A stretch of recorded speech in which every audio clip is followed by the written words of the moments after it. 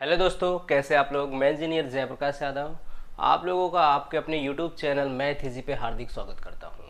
आज मैं आपको फिर से इतिहास का एक नया चैप्टर लेकर के आया हूं जिसका नाम है सिंधु घाटी सभ्यता, जो बहुत ही इम्पोर्टेंट है किसके लिए, एनटीपीसी के लिए। तो उस चैप्टर का आज पूरा का पूरा मैं वो चैप्टर ही डिस्कस करेंगे, सब कुछ बताएंगे आपको, step by step, one by one करके आपको समझाएंगे। क्योंकि देखो, एक एक स्टेप समझाएंगे तो पूरी चीज़ें आपको समझ में आएगी। और इसको देखने के बाद आपको सिंधु घाटी सभ्यता से जितने भी डाउट है, इस चैप्टर से जितने भी डाउट है, सब आपका क्या हो जाएगा, क्लियर हो जाएगा और बहुत आसानी से आप समझ सकते हो। और ये एक लेक्चर का ही क्या है, पूरा चैप्टर सिर्फ एक लेक्चर का है। और एक लेक्चर में पूरा का पूरा सिंधु घाटी सभ्यता यानी इंडस वैली सिविलाइजेशन यानी हड़प्पा जो डायनेस्टी थी, हड़प्पा सभ्यता थी, वो सारी की सारी मैं आज डिस्कस करेंगे। तो इसके पहले अगर आप मेरे चैनल पे नए हैं तो प्लीज़ चैनल को सब्सक्राइब करके बेल आइकन को प्रेस कर लें, ताकि जब भी मैं ऐसा वीडियो डालूँ तो सबसे पहले उसका नोटिफिकेशन आपको मिले। और अगर आपको वीडियो अच्छा लगे तो वीडियो को शेयर करना, वीडियो को लाइक करना, अपने दोस्तों में शेयर करना, ताकि ये वीडियो उनके तक भी पहुंच जाए आसानी से। और ये एनटीपीसी आने वाले एग्ज़ाम के लिए बहुत ही इम्पोर्टेंट है। ठीक है, तो सबसे पहले हम लोग चलते हैं कि जो हमारी सिंधु घाटी सभ्यता थी, यानी उसको सबसे पहले सिंधु घाटी सभ्यता को दूसरे नाम हड़प्पा सभ्यता के नाम से भी जाना जाता है। इंग्लिश में इसको इंडस वैली सिविलाइजेशन बोलते हैं। ठीक है, इसका जो एक तरह से खोजकर्ता है वो आपको लिखा गया है यहाँ पर, फिर भी मैं आपको बता देता हूँ, दयाराम साहनी है। ये कब किए थे, 1921 ईस्वी में किए थे। और ये रावी नदी के किनारे बसा हुआ है और ये पंजाब के मोंटगोमरी यानी पाकिस्तान का एक प्रांत है पंजाब। ठीक है, उसके मोंटगोमरी स्थान पे क्या है, स्थित है। ठीक है, 1921 में। तो सिंधु घाटी सभ्यता को कार्बन 14 के यूज करके बताया गया कि ये कितना पुरानी सभ्यता है। तो वहां से पता चला कि हमको 2350 यानी 2350 से लेकर के 1750 ईसा पूर्व की बात है। मतलब ये इतना पुराना होगा क्या, इंडस वैली सिविलाइजेशन यानी सिंधु घाटी सभ्यता यानी हड़प्पा जो सभ्यता है, वो कितनी पुरानी सभ्यता है वो आपको पता चल गया। वो कार्बन 14 का यूज करके किसी भी चीज का हम लोग पता करते थे कि उसकी आयु कितनी होगी, कब की वो बना होगा, मतलब उसका एक तरह से एज निकाल लेते थे। ठीक है, तो उससे पता चला कि ये 2350 ईस्वी में बना होगा, ईसा पूर्व में बना होगा, और 1750 ईस्वी तक क्या है, वो खत्म हो गया।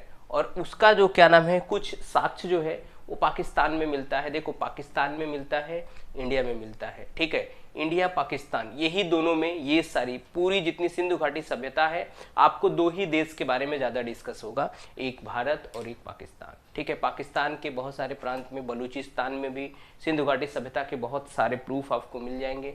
और इंडिया का जो गुजरात है, यूपी है, जम्मू कश्मीर है, महाराष्ट्र है, तो हरियाणा है, यहाँ पर भी क्या है, सिंधु घाटी सभ्यता के कुछ स्रोत मिलते हैं, उससे कुछ स्रोत मिलते हैं। ठीक है, तो यहाँ तक आप समझ गए कि जो सिंधु घाटी सभ्यता था उसको हड़प्पा सभ्यता बोलते हैं। इसकी खोज 1921 में दयाराम साहनी ने की थी। ये रावी नदी के तट पर पाकिस्तान के मोंटगोमरी, जो पंजाब प्रांत के मोंटगोमरी इलाका है, वहीं पे ये स्थित है। और ये लगभग 5 किलोमीटर में फैला हुआ है, कौन, हड़प्पा। ठीक, अब हम इसके बारे में कुछ और डिस्कस कर लेते हैं। सिंधु घाटी जो शब्द है, सबसे पहले जॉन मार्शल ने क्या किया था, उसको बताया था। सबसे पहले जॉन मार्शल ने ये बोला था कि भाई सिंधु घाटी सभ्यता भी कोई शब्द है, क्योंकि दयाराम साहनी ने जो इसका खोज किया, किसका, हड़प्पा का खोज किया, तो वो इनके ही गाइडेंस से किए थे, जॉन मार्शल के पथ प्रदर्शन से ही क्या किए थे, वो बताए थे। ठीक, और हिलीर ने सिंधु घाटी सभ्यता को क्या बोला था, सुमेरियन सभ्यता बोला था। तो इसका मतलब है, इसका 4 नाम हो गया। क्या क्या नाम हो गया, सिंधु घाटी सभ्यता, हड़प्पा सभ्यता, ठीक है, हड़प्पा नीति बोलेंगे, हड़प्पा सभ्यता, इंडस वैली सिविलाइजेशन, या तो बोलेंगे सुमेरियन सभ्यता। ये सारी की सारी क्या है, आपको सिंधु घाटी सभ्यता से रिलेटेड मिल जाएंगे। दूसरी बात, सिंधु घाटी सभ्यता के लोग, उनकी जो लिपि थी वो दाएं से बाएं की तरफ लिखते थे। हम लोग कैसे लिखते हैं, हम लोग बाएं से दाएं की तरफ लिखते हैं, ये लोग दाएं से बाएं की तरफ लिखते हैं। ठीक है, इसके पहले वाले चैप्टर में भी मैंने बताया था, क्योंकि ये सब चीजें एक दूसरे से इंटर रिलेट है। ठीक है, तो इनमें भी रिलेशन बहुत सारे आपस में मिल जाएंगे। ये लोग कैसे लिखते थे, ये लोग हमेशा दाएं से बाएं की तरफ लिखते थे। इसको आद्य ऐतिहासिक काल भी बोला जाता है। आद्य ऐतिहासिक काल इसलिए बोला जाता है कि इनकी जो लिपि थी, ये जो लिखे थे, उसको आज तक पढ़ा नहीं गया है। मतलब जो इनकी लिखावट है, कोई आज तक एक्सप्लेन नहीं किया है। तो आद्य ऐतिहासिक काल का यही मतलब होता है कि लिखित में तो प्रमाण मिले, लेकिन उस लिखावट को कोई समझ ना पाए। ठीक है, समझ में आ रहा है। प्राग ऐतिहासिक काल का मतलब है कि कुछ ना मिले, ठीक है, लिखित में कोई प्रमाण ना मिले, लेकिन इसमें आधा मिलता है, मतलब लिखने वाला मिलता है, लेकिन उसको कोई पढ़ नहीं पाता है। ठीक है, तो इसको आद्य ऐतिहासिक काल भी बोलते हैं, सिंधु घाटी सभ्यता। इस सभ्यता के लोग क्या करते थे, दाएं से बाएं की तरफ लिखते थे। हम लोग बाएं से दाएं की तरफ जाते, ये लोग दाएं से बाएं की तरफ जाते थे। क्या लिखते थे, उनकी क्या लिपि है, उसको कोई समझ नहीं पाया, इसलिए आद्य ऐतिहासिक काल भी इसको बोलते हैं। इसकी एज की बात करें, ये कब इन्वेंशन किया था, तो 2350 ईस्वी से लेकर के ईसा पूर्व से लेकर के 1750 में दयाराम साहनी ने किया था। ये रावी नदी के किनारे बसा हुआ है। ठीक है, कार्बन 14 का यूज करके क्या किए थे, पता किए थे। दाएं से बाएं की तरफ लिखते हैं ये लोग। इसके बाद ये इसको कांस्य युग भी कहा जाता था, कांस्य युग भी कहा जाता है। क्यों, क्योंकि इस सभ्यता के लोग जो कांस्य धातु है उसका भी क्या किया, यानी ब्रॉन्ज मेटल जो है उसका भी ये लोग क्या किए थे, यूज किए थे, इसलिए इसको कांस्य युग भी कहा जाता है। ठीक है, तो कांस्य युग के नाम से भी आएगा, तब भी आप बोलेंगे सिंधु घाटी सभ्यता, क्योंकि इनके लोग जो थे, जो सिंधु घाटी सभ्यता के लोग थे, वो लोग क्या करते थे, कांस्य धातु का यूज करते थे। ठीक, तो इनके जो है क्या नाम है कि जो मुख्य मुख्य स्थल है वो मैंने लिखा हुआ है। ठीक है, इसको भी हम आपको एक्सप्लेन करेंगे, लेकिन इसके पहले जो जो चीजें हैं वो हम आपको समझा देते हैं। ये लोग क्या करते थे, ये जो सिंधु घाटी सभ्यता के लोग थे, ये मातृ सत्तात्मक थे। इसका मतलब है कि औरतों की क्या करते थे, पूजा करते थे। ठीक है, ये लोग खेती करते थे, अक्सर चावल की खेती करते थे। इनका जो चावल, गेहूं, जौ, ये तीन चीज क्या करते थे, ये लोग उगाते थे। ठीक है, और ये क्या करते थे कि धरती की उपजाऊ को, मतलब धरती को भी ये लोग क्या करते थे, भगवान मानते थे, उनकी भी क्या करते थे, ये लोग पूजा करते थे। ध्यान से देखना, औरतों का इज्जत सम्मान करते थे, धरती की पूजा करते थे। दूसरी बात है, इनके जो मकान होते थे, घर होते थे, वो कैसे कच्चे ईंटों के बनाए जाते थे। ठीक है, कच्चे ईंटों के बनाए जाते थे, और ये ग्रिड पद्धति को क्या करते थे, अपनाते थे। ग्रिड पद्धति का मतलब ये है कि इनके जो दरवाजे हैं वो आगे नहीं खुलते थे, वो पीछे खुलते थे। इसका मतलब है इनके जो घर का, यानी इनके मकान का जो दरवाजा है वो आगे नहीं लगा रहता। आजकल कैसा है, आजकल ग्रिड पद्धति नहीं है। आजकल हम लोग जब भी देखो किसी का भी मकान बनता है तो रोड के सामने उसका दरवाजा रहता है, ताकि वो निकले सीधे रोड पे चला जाए। लेकिन सिंधु घाटी सभ्यता के जो लोग थे, उनके दरवाजे घर से हमेशा पीछे की तरफ खुलते थे। इनका एक मोटिव रहता था कि हमारे घर के जो औरतें हैं या बीवी बच्चे जो भी हैं, उनको कोई देख ना ले। इनकी भी एक मतलब एक तरह की इनकी अलग की सोच थी। ठीक है, तो इनके दरवाजे कैसे खुलते थे, मतलब दरवाजे पीछे से खुलते थे। ग्रिड पद्धति क्या करते थे, अपनाते थे। ठीक है, तो ये चीज, ये मिठास के लिए शहद का यूज करते थे। ठीक है, ये मिठास के लिए, यानी अगर इनको पानी वगैरह पीना है तो ये लोग क्या करते थे, ये लोग शहद का यूज करते थे। बहुत सारी इनके काल में बहुत सारे क्या नाम है, मुहर भी मिले हैं। ठीक है, मुहर मिले हैं, मतलब उस पे क्या नाम है, भैंसा, गेंडा, हाथी, इन सब का क्या है, चित्र है, उसकी मुहरें मिली हैं। इसका मतलब है कि ये लोग मुहर का भी क्या करते थे, इस्तेमाल करते थे, यूज करते थे उसी जमाने से। ठीक है, और कैरम वगैरह, जो कैरम होता है, कैरम बोर्ड, इनके जो जहाँ से ये क्या नाम है, ये सब जो स्थल इन्वेंशन किया गया है, जहाँ पे मिला है, वहाँ पे कैरम भी मिला था, उसके भी साक्ष्य मिलते हैं। इससे ये पता चलता था कि ये लोग क्या करते थे, गेम भी खेलते थे। ठीक है, इनको भी क्या था, इन सब में इंटरेस्ट था। देखो कहीं ना कहीं हम लोग जो आए हैं, या हम लोग का जो अभी का कंडीशन है, हम लोग, मैंने बोला है ना कि आप हिस्ट्री से, आप बोलते हो हिस्ट्री का क्या वैल्यू, हिस्ट्री का यही वैल्यू है कि हम लोग पुरानी चीज़ों से कुछ चीज़ें सीखते हैं, उस चीज़ को रिप्लेस करके क्या चीज़ बेटर कर ले, वही चीज़ हिस्ट्री है, उससे फ़ायदा यही है। तो वो लोग जो करते थे, हम लोग भी ऐसा नहीं कि नहीं करते, लेकिन तरीके हमारे अलग हैं, रहने के तरीके अलग हैं, सोचने के तरीके अलग हैं, बट बेसिक फंडा तो वही है। ठीक है, शहद का यूज करते थे किसके लिए, मिठास के लिए। कौन, सिंधु घाटी सभ्यता के लोग। और इसमें हम समझते हैं कि ये लोग क्या करते थे, हाँ, घर बनाने के लिए ग्रीड पद्धति का क्या करते थे, यूज करते थे। दरवाजे पीछे की तरफ क्या करते थे, खुलते थे। ये सब भी था। और क्या नाम है, हाँ, इन लोग का जो पालतू जानवर था, जो पालतू पशु था, वो कुत्ता था। मतलब ये लोग कुत्ता को क्या मानते थे, अपना पेट एनिमल मानते थे, यानी पालतू पशु मानते थे। उसको क्या करते थे, इज्जत देते थे कुत्ते को। ठीक है, कुत्ते को क्या करते थे, पालते थे। और क्या नाम है, मैंने बताया कि ये लोग क्या करते थे, सबसे ज्यादा कांस धातु का यूज किए, इसलिए इसे क्या बोलते हैं, कांस युग भी बोला जाता है। ठीक है, तो इसमें बहुत सारे स्थल है जो आपको मेन स्थल है यहाँ पे लिखा गया है। मैं आपको एक भी सारा के सारे एक्सप्लेन कर देते हैं, और इससे बाहर से कुछ आने वाला नहीं है। मैंने जितना समझाया सिर्फ उतना ही है इन सब में। तो देखो, सबसे पहले क्या है कि ये यहाँ पे वर्ष लिखा है, स्थल लिखा है, खोजकर्ता, नदी, और वर्तमान में क्या है, स्थिति इसकी। अब देखो, 1921 में सबसे पहले हड़प्पा का क्या हुआ था, इन्वेंशन हुआ था। हड़प्पा का खोज जो है 1921 में दयाराम साहनी ने किया था। ये किस नदी के किनारे बसा हुआ है, ये रावी नदी के किनारे बसा हुआ है। कह रहा पंजाब के मोंटगोमरी पाकिस्तान में स्थित है। ठीक है, सिंध प्रांत है पंजाब का, वहीं पे मोंटगोमरी एक जिला है, और वहीं पे क्या है, हमारा जो आपका ये हड़प्पा है वहीं पे बसा हुआ है। ठीक है, हड़प्पा।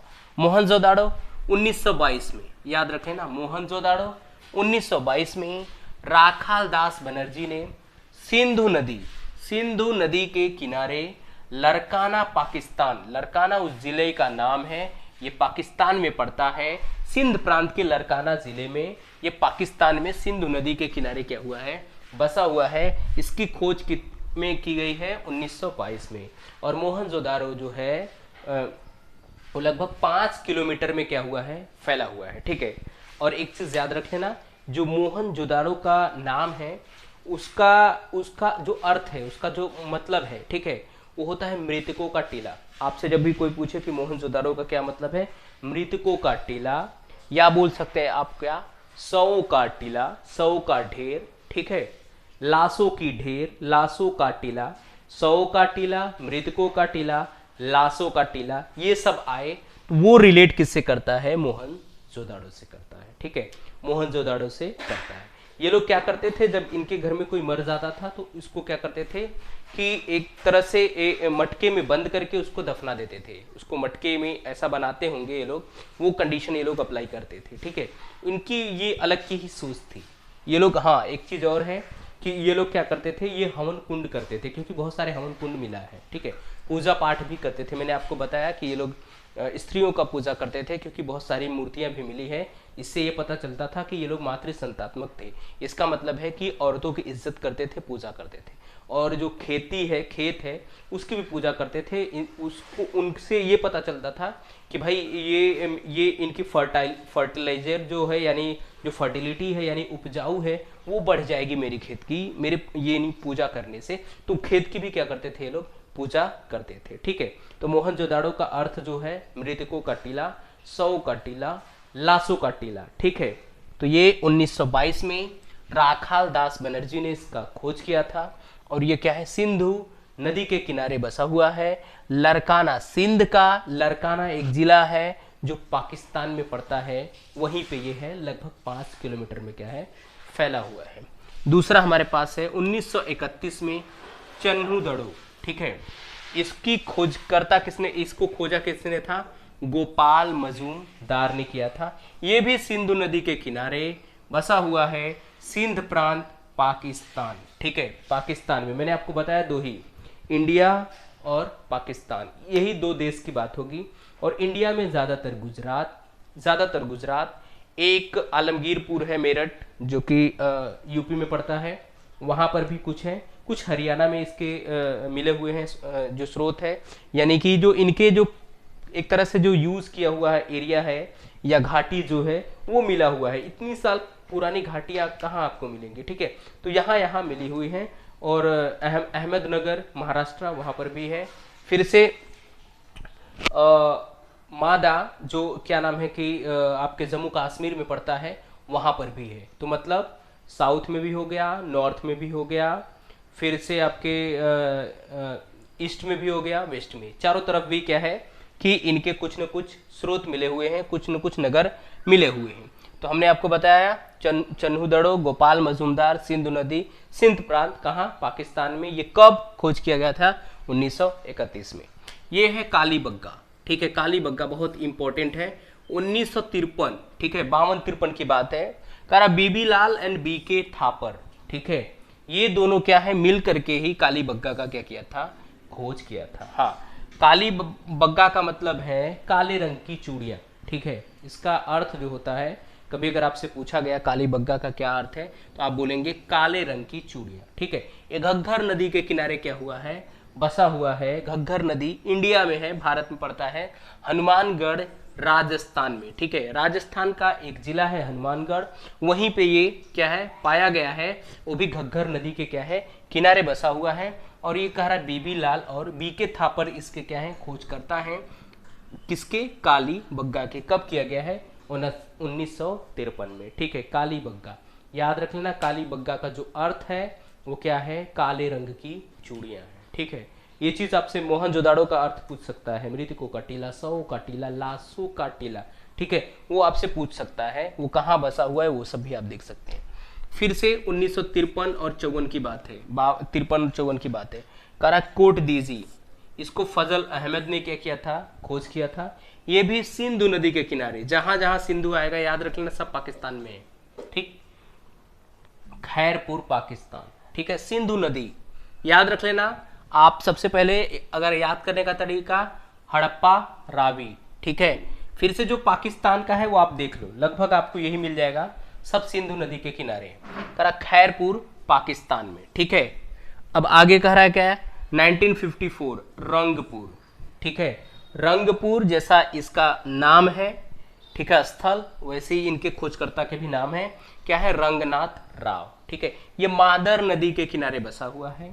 काठियावाड़ आपको मालूम है, गुजरात, ठीक, गुजरात जो कि हमारे इंडिया में, भारत में पड़ता है। तो भारत के राज्य गुजरात राज्य में काठियावाड़ जिले में क्या पाया, क्या मिला, रंगपुर में, ठीक है, सॉरी रंगपुर मिला। इसकी खोजकर्ता किसने थे, रंगनाथ राव। और ये मादर नदी के किनारे क्या हुआ है, बसा हुआ है। मैंने आपको बताया था भारत का गुजरात और पाकिस्तान का पंजाब प्रांत, पूरा यही जगह पे इस सिंधु घाटी सभ्यता के जो साक्ष्य है, जो प्रूफ है, वो मिलते हैं, उनके नगर वगैरह वहीं पे मिलते हैं। गुजरात में तो कुछ जगह पे नष्ट हो गया, बर्बाद हो गया, क्योंकि गुजरात में भूकंप आया था, उससे सब बर्बाद हो, बहुत सारा जो है वो बर्बाद हो गया, लेकिन फिर भी वहाँ पे पाया जाता था। अब देखो लोथल, ये बहुत ही इंपॉर्टेंट है। कब खोजा गया था? 1955 से 1963 तक। कह रहा है 55 और 63 के बीच में कुछ भी आया या वो दोनों आए, आप टिक कर देना, चलेगा। रंगनाथ राव ने इसको खोजा था। और ये भोगवा नदी के किनारे स्थित है। अहमदाबाद, वो भी कहाँ, गुजरात, ठीक है। अहमदाबाद गुजरात, भारत में क्या है, लोथल है। मैंने बोला ना, ज्यादातर भारत में, मैक्सिमम जो है भारत के गुजरात में आपको मिलेगा, नहीं तो पाकिस्तान में, ठीक है। तो लोथल कहाँ मिल रहा है, अहमदाबाद गुजरात में। कब? 1955 से 63 तक। और कौन इसके खोजकर्ता है, रंगनाथ राव, ठीक है। जैसे ये था, रंगपुर था, रंगनाथ राव ने रंगपुर का भी खोज किया था, मादर, काठियावाड़ और गुजरात। हाँ, एक छूट गया था, 1953 से 56 रोपड़, ठीक है। रोपड़ स्थल का, इसको किसने खोजा था, यज्ञ दत्त शर्मा ने क्या किया था, खोजा था। ये सतलज नदी के किनारे स्थित है। सतलज नदी कहाँ पे बहती है, पंजाब में। तो पंजाब का जो रोपड़ है, उत्तर प्रदेश, सॉरी भारत का जो पंजाब राज्य है, उसके रोपड़ जिला में क्या है, ये पाया जाता है। कौन? नाम ही है इसका क्या, रोपड़, ठीक। यज्ञदत्त शर्मा, सतलज नदी के किनारे, ये पंजाब में भी पाया जाता है।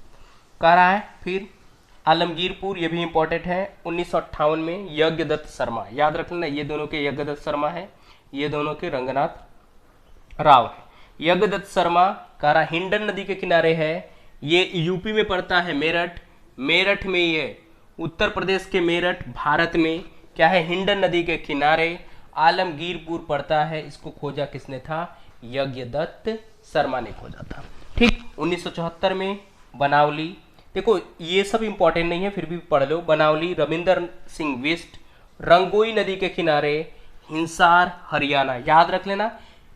भारत का गुजरात, उत्तर प्रदेश, हरियाणा, पंजाब, यही 4 स्टेट है और एक महाराष्ट्र में है।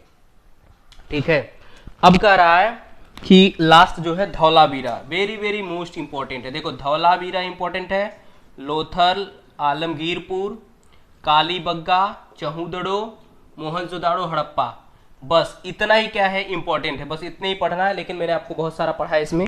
करा धौलावीरा, रविंदर सिंह बिष्ट, ये दोनों सेम है, बनावली और धौलावीरा। ठीक है, करा मनहर मानसर, 2 नदी के किनारे स्थित है, मनहर और मानसर। ये कच्छ कहाँ पे? गुजरात, भारत में। भारत के गुजरात राज्य के कच्छ जो जिला है उसमें मनहर या मानस नदी के किनारे रविंदर सिंह बिष्ट ने धौलावीरा का क्या किया? खोज किया। कब किया? सन 1990 से 91 के बीच में। ठीक है, 1990 से 91 के बीच में मैंने क्या किया? मैंने आज आप लोग को सिंधु घाटी सभ्यता, सिंधु घाटी जॉन मार्शल, सुमेरियर, जो सिंधु घाटी वर्ड था वो जॉन मार्शल ने, और सुमेरियर जो सभ्यता था उसको हिलीर ने, उसी को नाम को क्या बोला था कि सुमेरियर सभ्यता भी बोला था। तो मैंने क्या किया? आपको पूरा का पूरा ये चीज़ डिटेल में सब समझाया। आई होप आपको पूरा का पूरा समझ में आया होगा। मैंने मैक्सिमम चीज़ों को क्या किया है? टच किया है इसमें। सारा का सारा चीज़ शुरू से लास्ट तक अगर आप वीडियो देखेंगे तो आपको पूरा का पूरा सिंधु घाटी जो सभ्यता है वो सब समझ में आएगी। मैंने सब एक एक करके क्या किया है? समझा दिया है। तो ठीक है, तो आज के लिए बस इतना ही। आई होप आपको पूरा वीडियो समझ में आया होगा, पूरा लेक्चर समझ में आया होगा। मैं अपना बेस्ट देने की कोशिश करता हूँ ताकि आपको ज़्यादा से ज़्यादा समझ आए। ठीक है, thank you so much for watching my video. जय हिंद, जय भारत।